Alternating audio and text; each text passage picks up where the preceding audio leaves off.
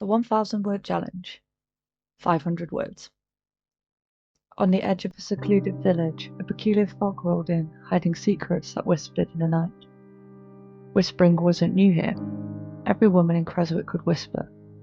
Mothers had been teaching their daughters since the village had grown up around the wellspring that called their ancestors down from the mountains.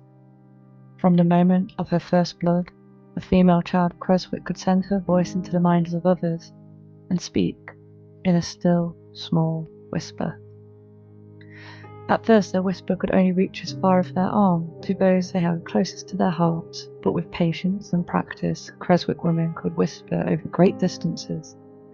The greatest among them, the village chief, could send her whisper across plains and oceans to any person she had touched. The village chief used her whisper to make the village rich and strong and powerful, so that despite its size, it was beginning to have greater and greater influence over the valley. Under her leadership, the village was extending its borders and soon would be a village no more, but a thriving town.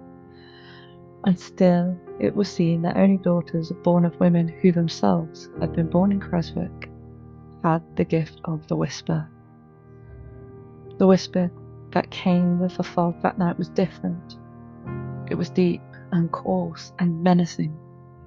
There was a distortion to it, like a blunt blade being forced through fracturing glass.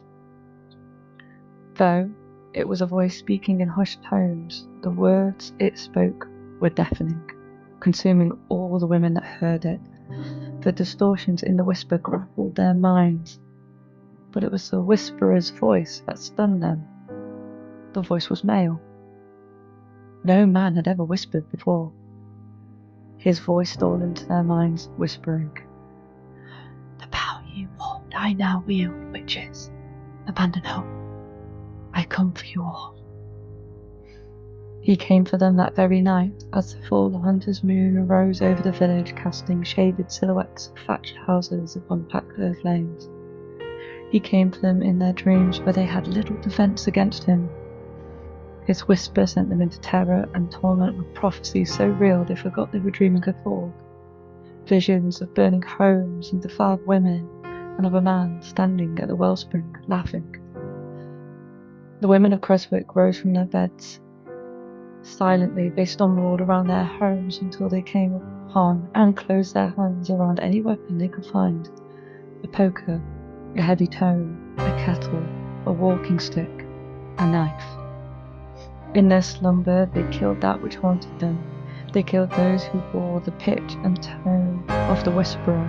They killed every man and boy and any woman that stood in their way, cutting down their husbands, brothers, and sons, until their own breath became ragged and still.